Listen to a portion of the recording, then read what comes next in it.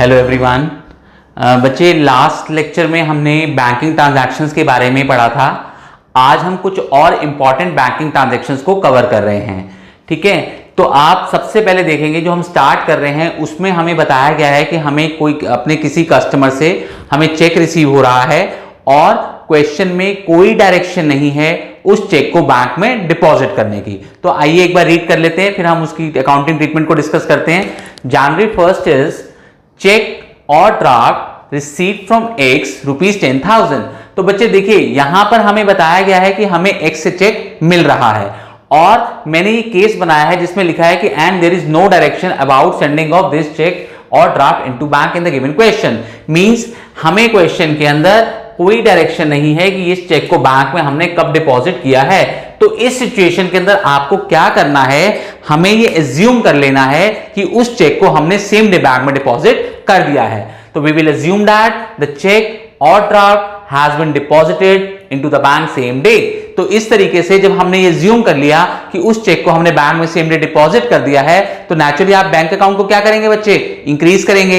Bank increase करना मतलब debit करना। तो इस तरीके से आपको जिस दिन चेक रिसीव हो रहा है आप उसको डेबिट कर देंगे। तो बच्चे इसकी एंट्री कैसे पास करेंगे, देखिए bank account debit, reason being क्योंकि हम अपना एसेट इंक्रीज कर रहे हैं और वो चेक हमें किससे मिल रहा है, एक्स से मिल रहा है और उससे हमारा डेटर कैंसिल हो रहा है। तो finally entries bank account debit. बच्चे अब हम नेक्स्ट एग्जांपल में देखते हैं कि हमें जिस दिन चेक रिसीव हो रहा है हम उस चेक को किसी अनदर डे मींस बाद में हम कभी डिपॉजिट कर रहे हैं, ऐसा हमें क्वेश्चन में बता रखा है। जैसे देखते हैं फॉर एग्जांपल जनवरी 1 में हमें गिवन है कि चेक और ड्राफ्ट रिसीव्ड फ्रॉम एक्स ₹10,000। हमने 1 जनवरी को अपने किसी कस्टमर से मींस अपने डेटर से हमने चेक रिसीव किया और it is given the question कि ऑन जनवरी 4 उस चेक को हमने बैंक में डिपॉजिट कर दिया। तो बच्चे इससे आपको क्लियर पता चल रहा है कि ये चेक Jan 1 को बैंक में डिपॉजिट नहीं हुआ है। तो देखिए ऐसे में हम क्या करते हैं बच्चे कि आपको पता है कि every debit has a corresponding credit. अब आप देखें हमें 1 जन को चेक मिल रहा है, राइट। जब हमें अपने कस्टमर से चेक मिल जाएगा तो ऐसे में एक्स जो कि हमारा डेटर है एसेट डिकैंसल हो जाएगा। क्यों? क्योंकि उसने हमें चेक दे दिया है। लेकिन अब आप देखें कि अगर हमारा डेटर कैंसिल हो रहा है तो बच्चे उसके अगेंस्ट हमें कुछ ना कुछ तो हमारा एसेट इंक्रीज होना चाहिए, ठीक है ना। अगर हमारा डेटर एसेट कैंसिल हो रहा है, डिक्रीज हो रहा है, तो कोई और उसकी जगह एसेट आना चाहिए ना। देखिए अगर हम उसको सेम डे बैंक में डिपॉजिट कर देते तो इसके बदले में मींस हमारे डेटर कम होने के बदले में हमारा बैंक बैलेंस इंक्रीज हो जाता। बट क्योंकि हमने इसको आज सेम डे बैंक में डिपॉजिट नहीं किया है और हमें पता है कि every debit has a corresponding credit and vice versa, तो हम क्या करते हैं बच्चे, जब तक हम इस चेक को बैंक में डिपॉजिट नहीं करते उस डेट तक हम एक अकाउंट ओपन कर लेते हैं अपनी बुक्स में on the date of receipt of cheque. वो उस अकाउंट का नेम क्या है, चेक इन हैंड अकाउंट। इस नाम से हम अपना एक एसेट रिप्रेजेंट कर देते हैं, ठीक है, और उसको इंक्रीज कर देते हैं। जब आपको पता है कि जब हम कोई भी एसेट इंक्रीज होता है तो बच्चे क्या करते हैं, डेबिट करते हैं। तो इस तरीके से जनवरी 1 में हम 2 चीजें करने वाले हैं। पहला, cheque in hand account debit करने वाले हैं और इस अकाउंट को हम क्या ट्रीट कर रहे हैं बच्चे, एसेट ट्रीट कर रहे हैं। सेकंड थिंग, हम अपने डेटर को कैंसिल करने वाले हैं। क्यों? क्योंकि वो चेक मिल गया है और वो चेक हमारे हैंड में अभी है। तो इस तरीके से हमारी Jan 1 की entry will be cheque in hand account debit to X account. अब हम आते हैं जनवरी 4 के ट्रांजैक्शन पे जिसमें आपको मेंशन है कि हमने उस चेक को बैंक में डिपॉजिट कर दिया है। अब आप देखिए बच्चे, जब आप जनवरी 4 को चेक बैंक में डिपॉजिट करेंगे तो नेचुरली आपका बैंक बैलेंस जनवरी 4 को इंक्रीज होगा और जब आप बैंक बैलेंस को इंक्रीज करेंगे तो क्या होता है बच्चे, डेबिट होता है। तो जनवरी 4 को आप अपने बैंक बैलेंस को इंक्रीज कर देंगे, मींस डेबिट कर देंगे। अब आप एक बात देखिए बच्चे, चेक तो आपको एक ही मिला था, राइट। आपने क्या किया, Jan 1 को चेक इन हैंड के नाम से एसेट इंक्रीज की। अब आप Jan 4 को बैंक नाम से एसेट इंक्रीज कर रहे हैं तो आपकी दो एसेट थोड़े इंक्रीज हो जाएंगे कि Jan 1 को भी इंक्रीज हो जाए, Jan 4 को भी इंक्रीज हो जाए, क्योंकि वो चेक एक ही है। तो हमने जब हम कह रहे हैं कि हमारा बैंक बैलेंस इंक्रीज हो रहा है तो बच्चे देखिए, जो चेक हमारे हैंड में था वो चेक हमारे हैंड से बैंक में जाएगा तभी तो बैंक वाले हमारा बैलेंस इंक्रीज करेंगे, गेटिंग ना। तो हमारे पास जो हैंड में चेक था वो हमारे पास से चला जाएगा, कब, जनवरी 4 को। तो उस चेक इन हैंड के बदले में, उसके डिक्रीज होने के बदले में, उसके बैंक में जाने के बदले में ही हमारा बैंक बैलेंस इंक्रीज होने वाला है। तो आप देखेंगे हमें जनवरी 4 को क्या करना है, बैंक अकाउंट को इंक्रीज करना है, मींस अपने एसेट को इंक्रीज करना है। इन अदर वर्ड्स हम कह सकते हैं कि on January 4 bank account will be debited और simultaneously on the other hand cheque in hand account will be credited. Reason being क्योंकि हमारा एसेट, जिस एसेट को हमने जनवरी 1 को इंक्रीज किया था, जनवरी 4 को हम वापस डिक्रीज कर देंगे और वो किससे रिप्लेस हो जाएगा, बैंक से रिप्लेस हो जाएगा। तो आप देखेंगे जनवरी 4 को इस तरीके से हमारी जनरल एंट्री क्या होगी बच्चे, bank account debit to cheque in hand account. अब आप यहां से भी क्लियरली देख सकते हैं कि जनवरी 1 को आपने चेक इन हैंड अकाउंट आपने डेबिट कर दिया, ठीक है, आपका एसेट इंक्रीज हो गया और आपका डेटर कैंसिल हो गया। डेटर कैंसिल करने के लिए क्या करते हैं बच्चे, हम क्रेडिट करते हैं ना। तो और जनवरी 4 को जब आपने इस चेक को बैंक में डालेंगे, मीन जब आपका ये एसेट कम होगा, यहां पर हम देख रहे हैं यहां पे आपका इंक्रीज हो रहा है और यहां पर डिक्रीज हो रहा है, जब आप इस चेक को बैंक में डिपॉजिट करेंगे तो ये चेक आपके पास से अब चला जाएगा और इसके बदले में क्या होने वाला है, इसके बदले में हमारा बैंक अकाउंट इंक्रीज होने वाला है, मींस डेबिट होने वाला है। तो इस तरीके से आपने देखा कि जिस दिन हमें चेक रिसीव हो रहा है उस दिन हम cheque in hand account open कर देंगे और दिखा देंगे क्रेडिट साइड में कि वो हमें चेक किससे मिला है, कि वो हमारा डेटर कैंसिल हो रहा है और on the date of deposit of cheque हम बैंक अकाउंट डेबिट कर देंगे, जो शो करेगा कि आपका बैंक बैलेंस इंक्रीज हो रहा है, और चेक इन हैंड को क्रेडिट कर देंगे, जो इंप्लाई करेगा कि जिस एसेट को आपने जनवरी 1 को इंक्रीज कर दिया था वो वापस से कैंसिल हो गई है। ठीक है बच्चे, नेक्स्ट ट्रांजेक्शन देखते हैं। इसमें हमें गिवन है कि जनवरी 1 को हमें चेक रिसीव हुआ है X से 10,000 रुपीज का और 5th ऑफ जैन को वो चेक डिसऑनर हो गया है। तो बच्चे इसमें आप देखिए कि अगर आपको चेक रिसीव हो रहा है तो क्या क्वेश्चन में डायरेक्शन है कि वो चेक हमने किसी और दिन बैंक में डिपॉजिट किया है? नहीं, ऐसी डायरेक्शन नहीं है। बट जनवरी 5 को it is given in the question कि वो चेक बाउंस हो गया है, तो इससे आपको ये आइडिया लगाना है कि वो चेक सेम डे बैंक में बच्चे गया होगा, डिपॉजिट हुआ होगा, तभी तो जन 5 को चेक बाउंस हुआ होगा, मींस डिसऑनर हुआ होगा। तो ऐसे में हम ये ज्यूम कर लेंगे कि वो चेक सेम डे बैंक में डिपॉजिट हो गया होगा, ठीक है, तभी वो चेक डिसऑनर हुआ है। तो ऐसी सिचुएशन में हमें जनवरी 1 को क्या एंट्री करनी होगी बच्चे, क्या ट्रीटमेंट होगी? बैंक अकाउंट को हम इंक्रीज कर देंगे जनवरी 1 को, ये ज्यूम करते हुए कि उस चेक को हमने बैंक में डिपॉजिट कर दिया है और वो चेक हमें किससे आया था, X से आया था, इसलिए हम X को डेटर कैंसिल कर देंगे और क्रेडिट कर देंगे। इस तरीके से जब जनवरी 5 को हमें पता चला कि हमारा चेक बाउंस हो गया है, तो तब हम क्या करेंगे बच्चे, तब हमने जिस डेटर को कैंसिल किया था उस डेटर को हम अगेन डेटर बना लेंगे। डेटर कैंसिल करते समय हमने X को क्रेडिट किया था और X को दोबारा से डेटर बनाते समय हम X को क्या कर देंगे बच्चे, डेबिट कर देंगे। और जनवरी 1 को हमने जिस बैंक बैलेंस को इंक्रीज कर दिया था और ड्यू टू डिसऑनर हम वापस उस बैंक बैलेंस को डिक्रीज कर देंगे, क्योंकि that bank balance has not actually been increase, क्योंकि वो बैंक बैलेंस एक्चुअल में इंक्रीज नहीं हुआ है, इसलिए उस बैंक बैलेंस को भी हम कम कर देंगे। आइए हम एक बार जनरल एंट्री से देख लेते हैं। जनवरी 1 को जब हमें चेक रिसीव हुआ तब हमने अपने बैंक बैलेंस को बच्चे इंक्रीज कर लिया, यहां से देखिए, और हमने अपने डेटर को कैंसिल कर दिया। जनवरी 5 को जब हमें पता चला कि हमारा चेक बाउंस हो गया, तो बच्चे हमने क्या किया, इसको बिल्कुल रिवर्स कर दिया। मींस X जिस डेटर को हमने कैंसिल कर दिया था उसको हमने दोबारा से डेटर इंक्रीज कर लिया, और जिस बैंक बैलेंस को हमने इंक्रीज कर दिया था ड्यू टू डिसऑनर हमने उस बैंक बैलेंस को, बैंक अकाउंट को वापस डिक्रीज कर दिया, since that has not actually been increased. और एग्जांपल लेते हैं जिसमें गिवन है January 1 cheque receive from X rupees 10,000, January 4 X cheque deposit into bank, and on January 5 it is given that कि X चेक डिसऑनर्ड। तो बच्चे देखिए इसमें आपको 1st ऑफ जैन को यू आर गेटिंग चेक और जनवरी 4 को आप उसको बैंक में डिपॉजिट कर रहे हैं और 5th ऑफ जैन को आपका चेक बाउंस हो रहा है। तो बच्चे इस सिचुएशन में आप देख रहे हैं कि इस एग्जांपल में भी आपने उस चेक को सेम डे बैंक में डिपॉजिट नहीं किया है, आपने उस चेक को रिसीव किया है जैन 1 को और बैंक में आप डिपॉजिट कर रहे हैं जैन 4 को। तो ऐसे में आपको बताया गया था कि जैन 1 को हमने क्या करना है, cheque in hand account increase करना है और अपने डेटर को कैंसिल कर देना है। और जनवरी 4 को हमने, क्योंकि उस चेक को हम बैंक में डिपॉजिट कर देंगे तो ये हमारे पास से डिक्रीज हो जाएगा, और ये किससे रिप्लेस हो जाएगा बच्चे, ये एसेट हमारा रिप्लेस हो जाएगा बैंक से, क्योंकि हमने जैन 4 को उस चेक को बैंक में डिपॉजिट कर दिया है। अब जैन 5 को क्या हो रहा है बच्चे, इट इज गिवन दैट कि X का जो चेक है वो बाउंस हो गया है, X चेक जो है वो बाउंस हो गया है।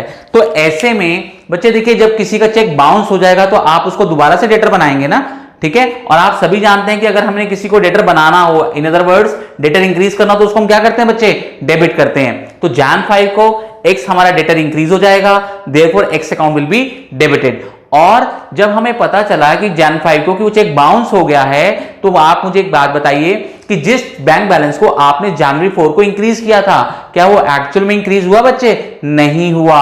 इसलिए आपने उस बैंक बैलेंस को वापस आपको यहां पर क्या करना है, जन 5 को आप उस बैंक बैलेंस को वापस डिक्रीज कर देंगे। तो आइए एक बार जनरल एंट्री से रिवाइज कर लेते हैं।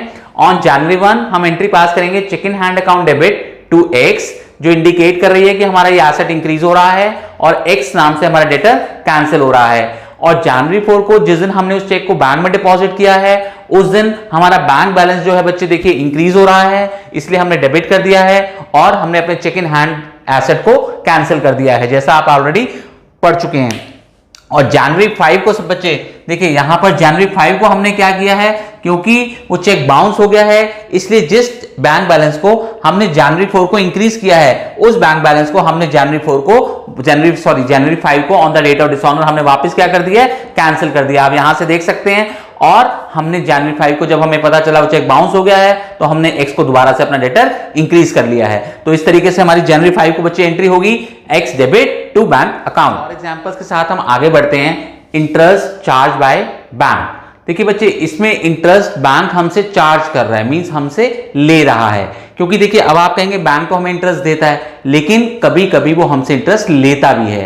देखिए बच्चे, अगर हमारा बैंक में फेवरेबल बैलेंस है, फेवरेबल बैलेंस का मीनिंग होता है कि हमारा पॉजिटिव बैलेंस है, मींस हमारा बैंक में बैलेंस है, तो ऐसे में बैंक हमें इंटरेस्ट पे करता है। दैट इज इंटरेस्ट हम बैंक से रिसीव कर रहे होते हैं। बैंक पे कर रहा होता है और हम रिसीव कर रहे होते हैं। लेकिन जब हमारा बैलेंस अनफेवरेबल होता है, अनफेवरेबल मींस जब हमारा नेगेटिव बैलेंस होता है, इन अदर वर्ड्स हम कह सकते हैं कि हमारा ओवरड्राफ्ट बैलेंस होता है। अब आप कहेंगे ऐसे नेगेटिव बैलेंस कैसे होता है? बच्चे, कभी कभी हमारा बैंक जो है हमें अलाउ करता है कि हमारा जितना पैसा बैंक में डिपॉजिट है, हम उससे ज्यादा विड्रॉ कर सकते हैं। ऐसी फैसिलिटी बैंक हमें तभी देता है, हमारी रेपुटेशन के बेस पे देता है। और साइमल्टेनियसली अगर हम कुछ मॉर्गेज करते हैं, मॉर्गेज आप समझते हैं, मॉर्गेज करने का मतलब होता है हम बैंक में कुछ पैसा बैंक में हम कोई चीज गिरवी रखते हैं, दैट इज कॉल्ड मॉर्गेज। हम अपना कुछ फिक्स डिपॉजिट्स या कुछ अपने प्रॉपर्टी के पेपर्स, तो इस तरीके से कुछ अगर हम फिक्स एसेट्स को बैंक के अंदर मॉर्गेज करते हैं, तो बैंक हमें ऐसी फैसिलिटी प्रोवाइड करता है कि वो हमें कुछ जितना पैसा हमारा डिपॉजिट होता है उससे ज्यादा हम विड्रॉ कर सकते हैं।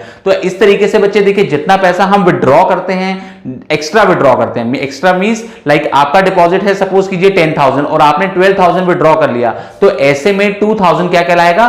Bank overdraft. तो वो अनफेवरेबल बैलेंस होता है आपका बैंक ओवरड्राफ्ट, जो 2,000 रुपीज होगा, उसके ऊपर बैंक आपसे इंटरेस्ट चार्ज करेगा, आपसे इंटरेस्ट लेगा। ठीक है, तो इस तरीके से हमने देखा कि बैंक हमसे इंटरेस्ट चार्ज भी करता है, और चार्ज किसके ऊपर करता है? बैंक हमसे इंटरेस्ट चार्ज करता है हमारे ओवरड्राफ्ट बैलेंस के ऊपर, on overdraft balance. Overdraft balance आप सभी समझ गए, मींस हमारा जो अनफेवरेबल बैलेंस होता है, और बैंक हमें इंटरेस्ट पे भी करता है, दैट इज हम रिसीव करते हैं हमारे कौन से बैलेंस के ऊपर बच्चे? On favourable balance. और ऊपर वाला बैलेंस को हम कह सकते हैं अनफेवरेबल बैलेंस भी। ये जो हमने लिखा है ओवरड्राफ्ट बैलेंस, इसको हम अनफेवरेबल बैलेंस भी बोल सकते हैं। यहां मैंने लिख दिया है शॉर्ट में अनफेवरेबल बैलेंस।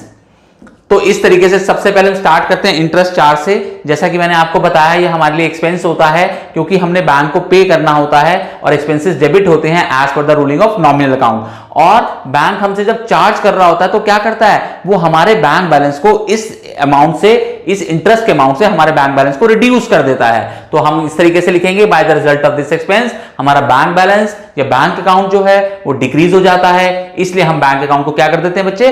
क्रेडिट कर देते हैं। तो इस तरीके से हमारी journal entry would be interest account debit to bank account. अब हम आ जाते हैं इंटरेस्ट रिसीव पर। तो इंटरेस्ट अगर हम रिसीव कर रहे हैं अपने फेवरेबल बैलेंस के ऊपर, तो हमारे लिए इनकम काउंट होगी, इसलिए हम उसको क्रेडिट करेंगे as per the ruling of nominal account.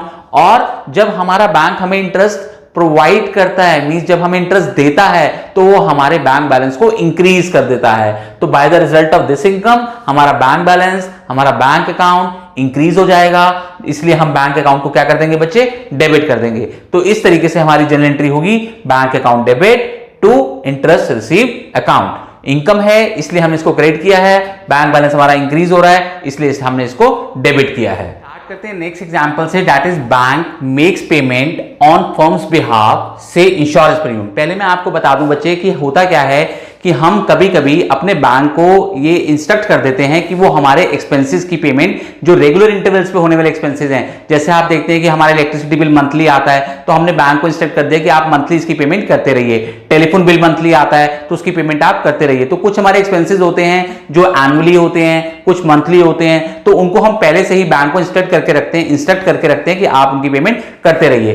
तो ऐसे में बैंक हमारे बिहाफ पे उन एक्सपेंसेस की पेमेंट कर देता है। तो हमारे इस एग्जांपल में कहा गया है कि बैंक हमारे बिहाफ पर हमारे इंश्योरेंस की प्रीमियम की पेमेंट कर रहा है। तो आप देखेंगे कि इंश्योरेंस प्रीमियम हमारे लिए एक्सपेंस होगा बच्चे, तो हम उसको डेबिट कर देंगे। और जब, क्योंकि इस एक्सपेंस को कौन पे कर रहा है, बैंक पे कर रहा है, तो हमारा बैंक बैलेंस क्या हो जाएगा, डिक्रीज हो जाएगा। Therefore bank account will be credited. तो thus our journal entry would be insurance premium account debit to bank account.